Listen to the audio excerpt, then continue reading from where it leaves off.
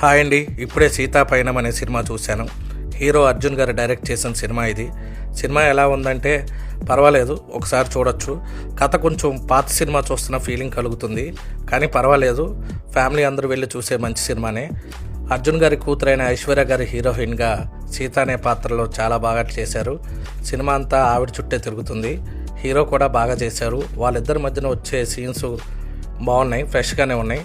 First half వరకు అర్జున్ గారు చాలా మంచిగా డైరెక్ట్ చేశారు, కానీ కాస్త సెకండ్ హాఫే స్లో అయిన ఫీలింగ్ కలుగుతుంది. ఇంకా అర్జున్ గారి ఎంట్రీ, ధృవ గారి ఎంట్రీ, మళ్ళీ ఫైట్స్ అవన్నీ కథనకి మనం దూరం చేస్తాయి. ప్రకాష్ రాజ్ గారి క్యారెక్టర్ కాస్త ఓవర్ అయినట్టు అనిపించింది నాకు. అనూప్ రూపెన్ గారి సాంగ్స్ ఏం బాగాలేదు, మరి ఓల్డ్ సాంగ్స్ లాగా ఉన్నాయి. బ్యాక్గ్రౌండ్ స్కోర్ కూడా బాగాలేదు.